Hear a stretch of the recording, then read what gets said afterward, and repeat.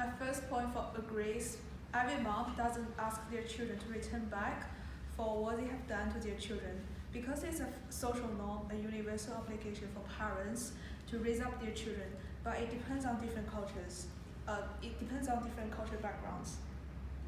And every mom accepts the very bad of their children, whether they behave poorly or not.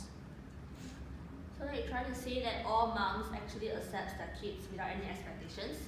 But like, what about kids, like, you know, when the parents grow older and then like the kids will have to like take care of them, right? There's certain cultures that some kids will have to like provide them with shelter, money and food, and like also like hospital fees, like taking care of them and everything. So it's like the parents are also expecting the kids to provide them something when they grow older. So it's like also in some cultures, when the parents can no longer provide for themselves, they expect the children to provide for them. So it goes in the other direction. But then before that, the parents provide you guys, like the children, with unconditional love. So in some cultures like Chinese, or parents will support their children financially or sentimentally until their children get married.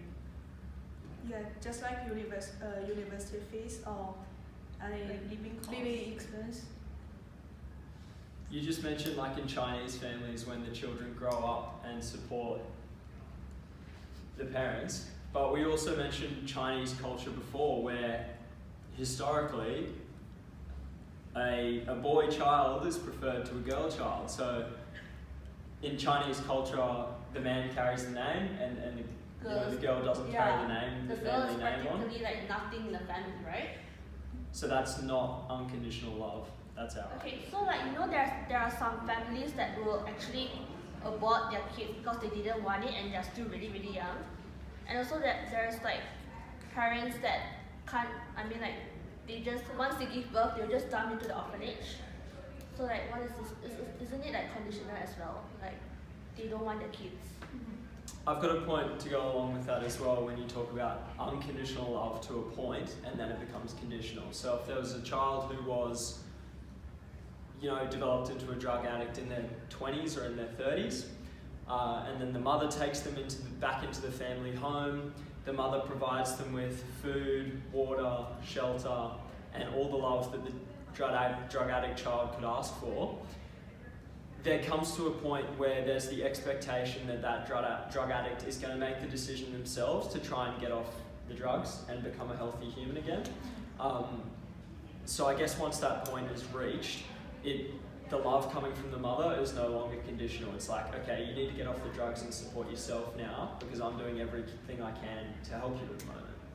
Okay, I agree with your point. However, there is also a child who struggle, who can't help themselves with changing the way they behave, the way they like addict to drugs, and parents still love them. And also, if you think about the issues with kids with disabilities, like they are completely unfunctional and they are not be able to go outside, find jobs and like find food, anything, but parents will still have to take care of them because of unconditional love.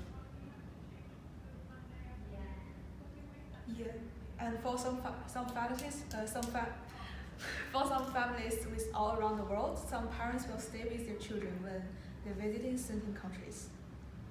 So you mean when parents are traveling overseas, like going on holiday, they can stay with children, or if I'm going on holiday, I can stay with my uncle or something like that? Yeah. That makes sense, but there's also different cultures around the world, as I was alluding to with the Chinese culture before, that actually raise a kid and kind of exchange them in the future. For example, I used to live in Papua New Guinea, and when a daughter was raised to the age of 22 or 23, and then she wanted to get married, the husband-to-be's parents would actually pay the bride's parents with a pig and some vegetables in exchange for the wife's marriage to the husband.